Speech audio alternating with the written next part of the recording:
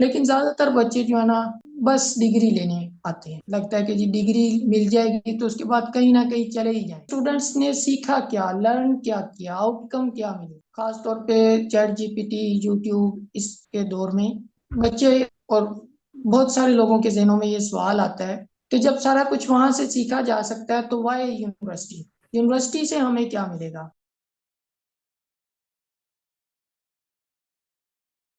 अस्सलाम वालेकुम दोस्तों, आप देख रहे हैं पॉडकास्ट विद इरफान और इस पॉडकास्ट को स्पॉन्सर किया है फीफो केमिकल्स ने। आज जिस मौजू पर हम बात करेंगे यूनिवर्सिटी के तलबा और यूनिवर्सिटी के उसातिज़ा, उनका विजन क्या है, वो क्या सोच कर पढ़ा रहे हैं, क्या उनके मिशंस होते हैं जब वो स्टडीज़ के दौरान, या उसातिज़ा किस मिशन के तहत उनको पढ़ा रहे होते हैं।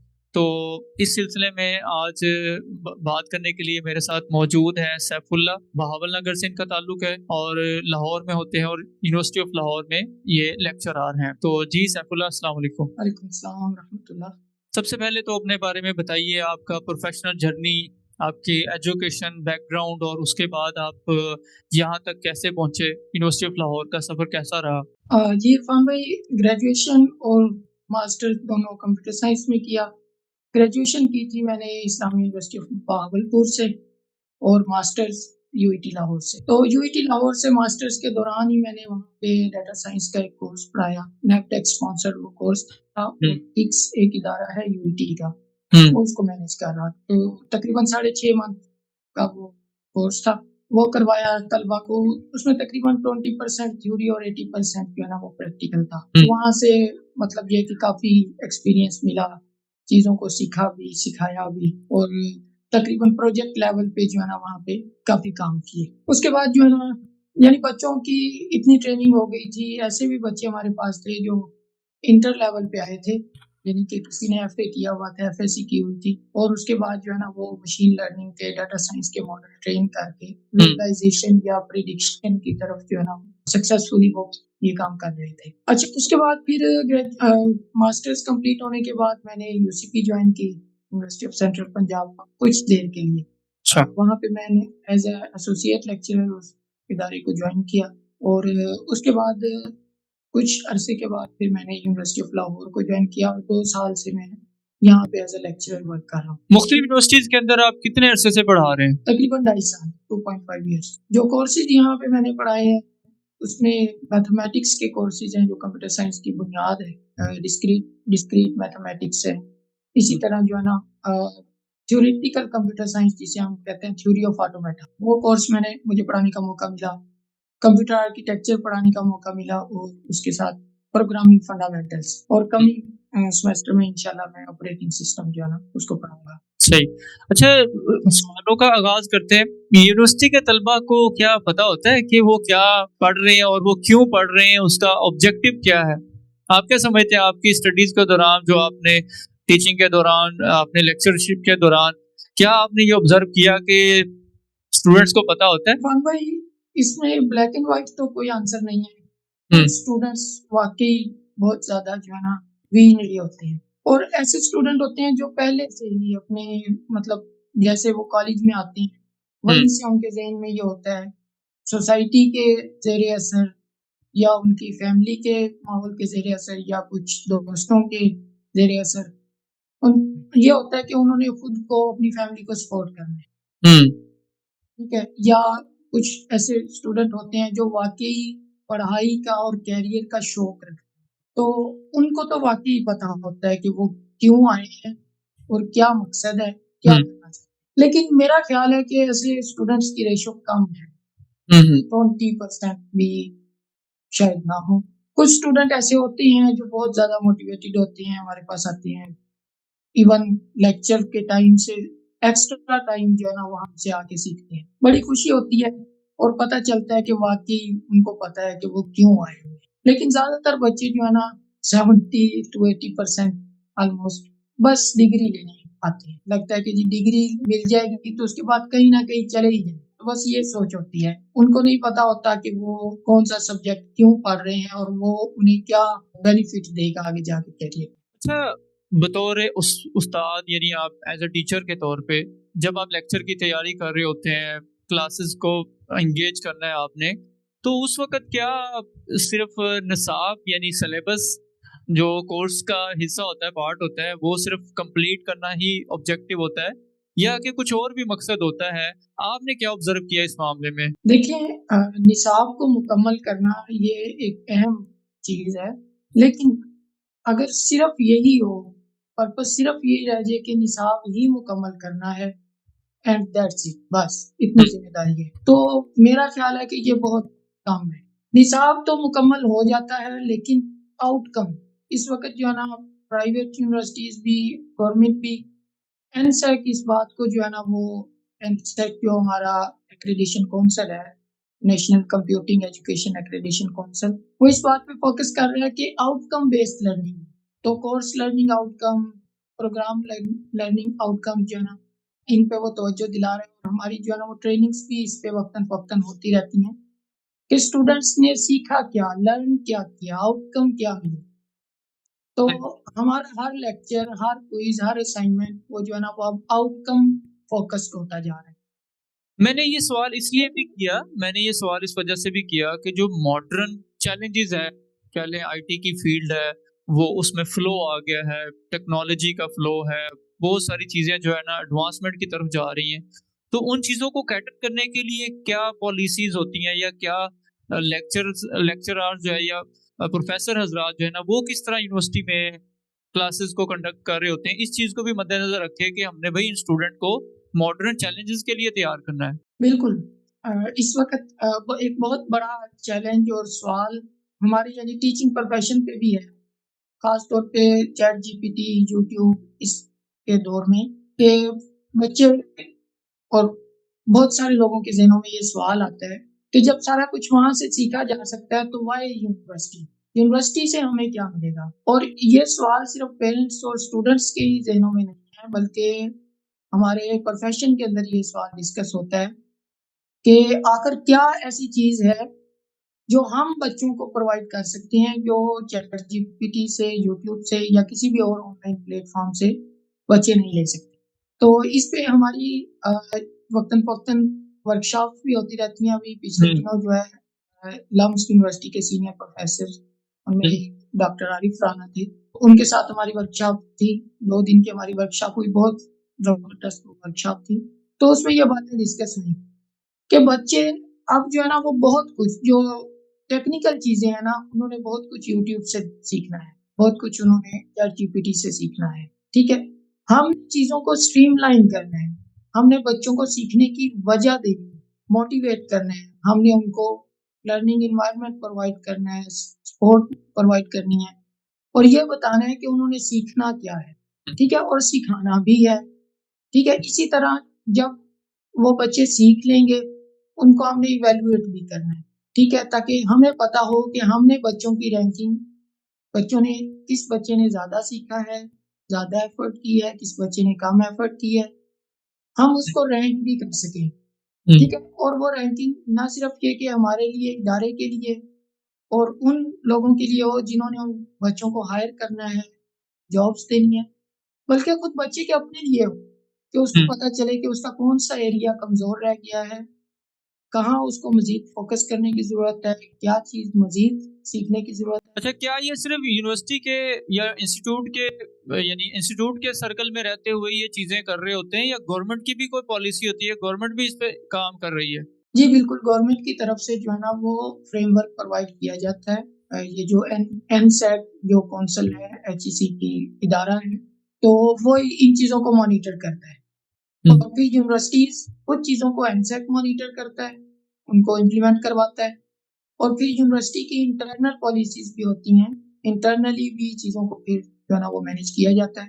तादाद के लिहाज से जो बड़े इदारे हैं जैसे यूनिवर्सिटी ऑफ लाहौर है, यूसीपी है, जिनमें ऑलमोस्ट अगर हम फॉल सेशन की बात करें तो तकरीबन 1200 स्टूडेंट जो है ना वो हमारे कंप्यूटिंग डोमेन के अंदर बीएस कंप्यूटर साइंस के अंदर एडमिशन लेते हैं। हुँ, इसी तरह अगर स्प्रिंग सेमेस्टर की बात की जाए तो 400 के लगभग जो बच्चे हैं, वो उनका एडमिशन हो रहा होता है। तो तादाद के लिहाज से ये यूनिवर्सिटीज़ बड़ी यूनिवर्सिटी शुमार होती हैं। ऑल्दो के रैंकिंग के लिहाज से ये फास्ट और आईटीयू वगैरह के लेवल पे नहीं है अभी। वहाँ पे 1 या 2 सेक्शन होंगे डिग्री के लिए और उन्होंने टॉप किए, यानी सपोज 75% से अबव या 80% से अबव जो बच्चे हैं उनकी सिलेक्शन वहाँ पे होगी।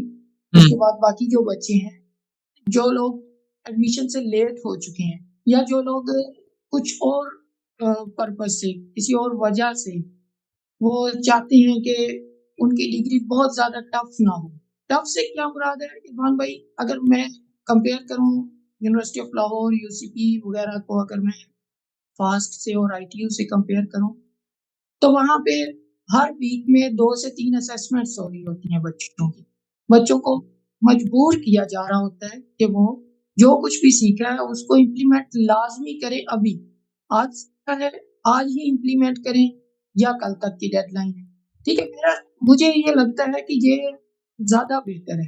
देखिए, फैसिलिटेट करना यही तो होता है ना कि स्टूडेंट को या लेक्चरर्स को फैसिलिटेट किया जाता है इंस्टीट्यूट की तरफ से या गवर्नमेंट की तरफ से, उन्हें सहूलियात दी जाए या उन्हें इस तरफ इंस्पायर किया जाए कि आप जो नई नई डिस्कवरीज हैं उस तरफ लेके जाएं, या साइंस के लिहाज से, टेक्नोलॉजी के लिहाज से जो चीजें हैं उनको उनके अंदर ग्रूमिंग लेके आए, तो एक मोटिवेशन भी उनके अंदर पैदा की जाए। तो ये जबरदस्त बात है कि इंस्टीट्यूट के तौर पे भी ये चीजें कर रहे होते हैं। तो ये जो स्टूडेंट और लेक्चरर के दरमियान इस का जो गैप है, यानी स्टूडेंट है, जारी बात है, वो देखते हैं कि उनके सामने सोशल मीडिया है, उनकी मसरूफियात दूसरी है, टिकटॉक है, दीगर मसरूफियात में वो मसरूफ हो गए, तो उन्हें किस तरह उस विजन के तहत जो कि गवर्नमेंट की तरफ से दिया जाएगा कि भाई हमने डिस्कवरीज की तरफ जाना है, हमने जो टेक्नोलॉजी है या उसके चैलेंजेस को कबूल करना है और उसके मुताबिक अपने आप को ढालना है, तो ये दोनों के दरमियान जो गैप है उसको कैसे कवर किया जाएगा लेक्चरर और स्टूडेंट के दरमियान? देखिए, डिस्कशन बहुत जरूरी होती है, याद दहानी बहुत जरूरी होती है। हम जब भी लेक्चर स्टार्ट करते हैं अपना, तो पहले बताते हैं कि आज के लेक्चर का पर्पस क्या होगा। कोर्स शुरू होने से पहले पहला हमारा जो लेक्चर होता है वो तकरीबन इसी चीज के गिर्द घूमता है कि हम ये जो कोर्स पढ़ने जा रहे हैं इसका पर्पस क्या होगा, ये आपको आगे कहाँ पे काम आएगा और क्यों आपको सीखना चाहिए, किस तरह सीखना चाहिए। ये सारा जो सिनेरियो है, मतलब हमारे कोर्स में पहले लेक्चर से लेके आखिरी लेक्चर तक क्या-क्या स्टेप्स आएंगे, कौन-सी चीजें हम सीखेंगे, ठीक है, कितनी असेसमेंट्स होंगी, उनके मार्क्स की डिस्ट्रीब्यूशन क्या होगी, ये सारा कुछ पहले लेक्चर में ना सिर्फ बता दिया जाता है, बल्कि हमारा जो ऑनलाइन पोर्टल है, एलएमएस होता है, उसके ऊपर ये अपलोड भी कर दिया जाता है, ताकि बच्चों को पता चले कि ये कोर्स जो है ना उनको क्या देने वाला है, कोर्स में वो क्या सीखने वाले हैं और उनको कितनी एफर्ट करनी है, मार्क्स की डिस्ट्रीब्यूशन क्या है और कौन-कौन से टॉपिक्स हैं जो उनको कवर करवाए जाएंगे। तो ये सारा कुछ बच्चों को बताया जाता है। देखिए, अब सवाल ये पैदा होता है कि जब ये सारा कुछ बता दिया गया, तो अब तो सब बच्चों को और स्टूडेंट्स को स्ट्रीमलाइन होना चाहिए, एक ही पेज पे होना चाहिए। लेकिन बदकिस्मती से इसके बावजूद ऐसा नहीं हो पाता। उसकी वजह ये भी है कि बहुत सारे बच्चे जो है ना वो गैर संजीदा होते हैं, वो ना तो एलएमएस के ऊपर उस चीज को देखना गवारा करते हैं और ना ही जब टीचर बता रहा होता है उस वक्त या कुछ लोग एब्सेंट होते हैं, कुछ लोग उसको इंटरेस्ट बेस भी तो हो सकता है ना कि कुछ का इंटरेस्ट ही नहीं है, वो यानी पेरेंट्स की वजह से या किसी के मशवरे की वजह से उन्होंने एडमिशन तो ले लिया है, लेकिन उनका इस फील्ड में जो भी स्पेसिफिक फील्ड थी जिसमें भी उन्होंने एडमिशन लिया हुआ, क्लासेस ले रहे हैं, उसमें उनका इंटरेस्ट ही नहीं है, तो इंटरेस्ट डेवलप ही नहीं हो रहा या उनका होगा ही नहीं, मतलब जो इनर जिसे कहते हैं ना कि इनर सेटिस्फेक्शन उनकी नहीं है, तो क्या वो मतलब इस उनको तो जारी बात है आप सबको तो स्ट्रीमलाइन नहीं कर सकेंगे ना। जी बिल्कुल, ये बात सही है और मतलब एक तो बात ये है कि कुछ बच्चे जो शुरू से ही कम ग्रेड्स ले रहे होते हैं, मसलन हमने ये देखा कि इंटर लेवल पे भी उन बच्चों ने मेहनत कम की होती है, उनका पढ़ाई के अलावा और चीज़ों की तरफ फोकस ज़्यादा होता है। कुछ प्राइवेट यूनिवर्सिटियाँ ज़्यादातर जो है ना वो उनका जो मेरिट है वो बहुत कम होता है, मतलब 55% तक, 60% तक जिन बच्चों के मार्क्स होते हैं उनको एडमिशन मिल जाता है। इसकी अब इसका असर ये होता है कि मैथमेटिक्स हो, फिजिक्स हो या उसके अलावा बाकी जो मज़ामीन हैं, वो सब बेस होते हैं आगे जो ग्रेजुएशन में जो भी कोर्सेज पढ़ने होते हैं। अगर बेस कमज़ोर रह जाए, मसलन एक बच्चे की इंग्लिश इतनी अच्छी नहीं है कि उसको जो कुछ पता है, जो कुछ उसने सीखा है, उसको वो पेपर में या प्रेज़ेंटेशन में एक्सप्लेन राइट डाउन नहीं कर सकता उस राइट तरह डाउन नहीं से। कर सकता। तो उसको मतलब ये है कि अपनी बात समझाने में बड़ी मुश्किल होगी। उसको इवन समझने में जो बुक में लिखा हुआ है नोट्सेस में लिखा हुआ है, उसको वो समझने में भी मुश्किल होगी। हम्म इसी तरह अगर मैथमेटिक्स के बुनियादी कंसेप्ट अगर कमज़ोर हैं, आपकी अपनी डिग्री कंप्यूटर साइंस में है, आप जानते होंगे कि कंप्यूटर साइंस और मैथमेटिक्स इन दोनों को अलग नहीं किया जा जी सकता। बिल्कुल।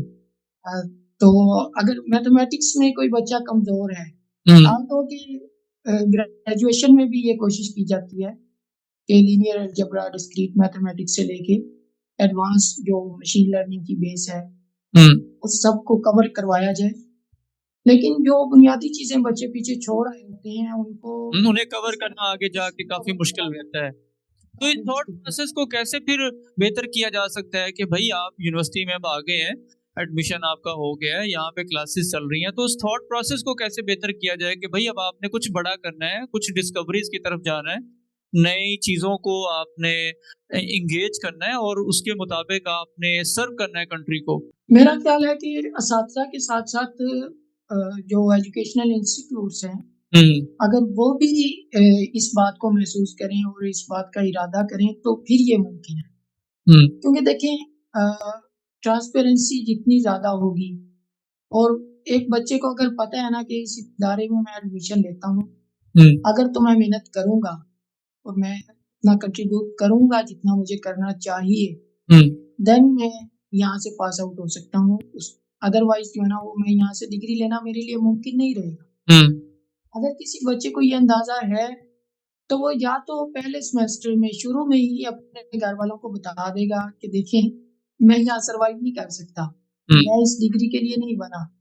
हम्म मुझे कोई और काम करना चाहिए, मुझे बिज़नेस करना चाहिए।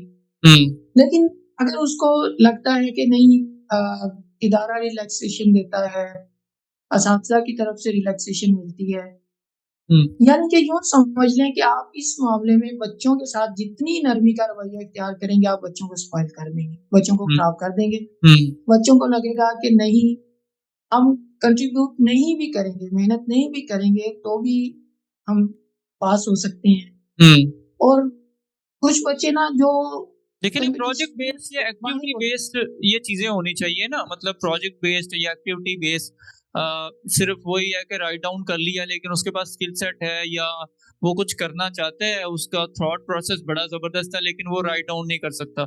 तो बहरहाल कहीं ना कहीं हमें एजुकेशन सिस्टम के अंदर काफी बेहतरी की जरूरत है कि इसको कैसे काउंटर करना है, किस तरह इसको कैटर करना है कि जो मॉडर्न चैलेंजेस हैं उनको लेके आगे चल सकें।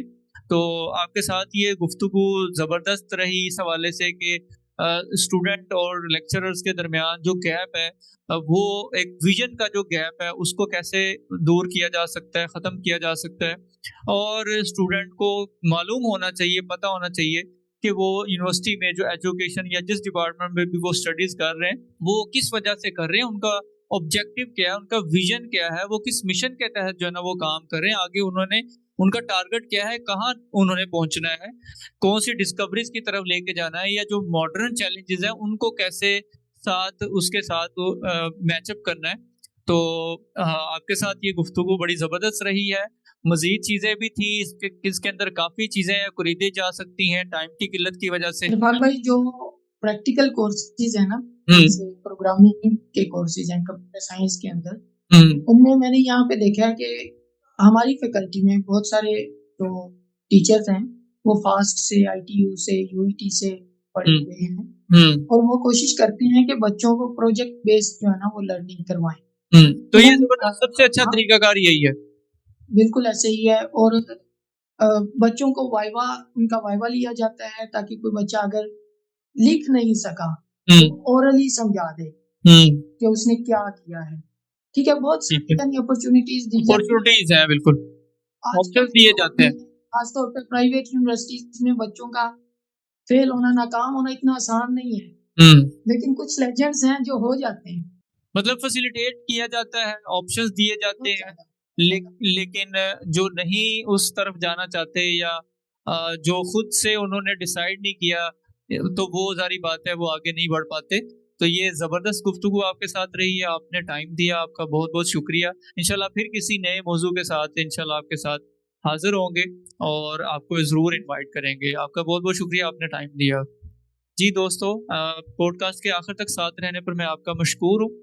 अगर आप चाहते हैं कि आपको ऐसे ही अच्छे-अच्छे मेहमानों के साथ आपकी मुलाकात करवाते रहें और बहुत ही इन्फॉर्मेटिव और प्रोडक्टिव किस्म की जो गुफ्तगू है, डिस्कशन है, वो आपके सामने रखते रहें, तो मेरे चैनल को ज़रूर सब्सक्राइब कर लीजिए और वीडियो पसंद आए तो लाइक कर लें और अपना बहुत-बहुत ख़्याल रखिएगा। वस्सलाम वालेकुम।